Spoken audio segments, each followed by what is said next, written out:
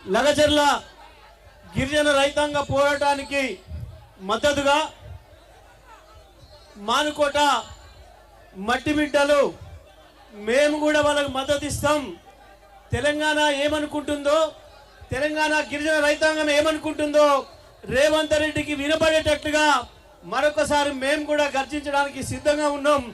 మీరు రావాలి అని చెప్పి బీఆర్ఎస్ పార్టీ రాష్ట్ర కార్యనిర్వాహక అధ్యక్షుడు కేటీఆర్ గారికి ఆహ్వానం పంపడం, దాంతోనే ఒరిగిపోయిన రేవంత్ రెడ్డి ధర్నానే జరగనివ్వను అని చెప్పి అహంకారంతో ఆపితే కోర్టు ద్వారా పర్మిషన్ తీసుకొని కేవలం 1000 మందినే మనం రమ్మని చెప్పి అడిగినా అంతకంటే ఎక్కువ మించి తండలు ఖాళీ చేసి వచ్చిన మానుకోట అన్నదమ్ములందరికీ వందనం, ఉద్యమాభివందనం. ఏం జరిగింది ఇవాళ లగచర్లలో?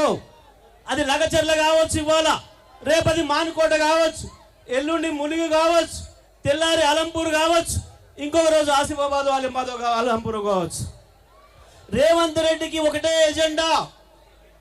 ప్రభుత్వం వచ్చిన తర్వాత ఆనాడిచ్చిన 420 హామీల్ని మర్చిపోయి కేవలం ఆయనకు తెలిసిన విద్య భూమి కనపడితే చాలు, గీతలు గీయాలి, అమ్మకదొబ్బాలి, ఒక్కడికి 3 సార్లు అమ్ముకోవాలి, డబ్బులు చేసుకోవాలనే విద్య, కేవలం రియల్ ఎస్టేట్ అనేది ఒక ఎజెండాగా పెట్టుకొని ప్రజల భూముల్ని గుంజుకోవడం అనేది ఒక ఎజెండాగా పెట్టుకొని పనిచేస్తూ దానికి ఎదురు తిరిగిన వాళ్ళను, దానికి మద్దతు ఇచ్చి ఎదురు తిరిగిన వాళ్ళకు మద్దతు ఇచ్చిన వాళ్ళను అరెస్టు చేయడమే ఇంకొక ఎజెండాగా పెట్టుకొని పనిచేస్తుంది రేవంత్ ప్రభుత్వం.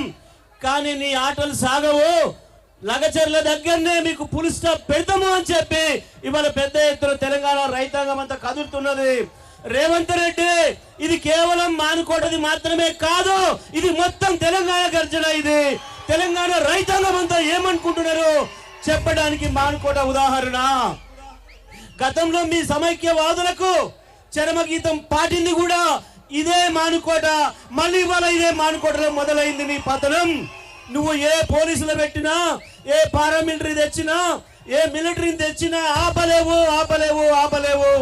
మానుకోట తిరుగుబాటే తెలంగాణ మొత్తం తిరుగుబాటు అవుతుంది.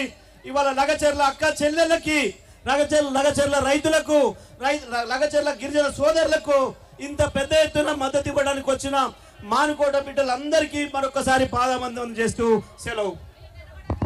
జై తెలంగాణ. ఇప్పుడు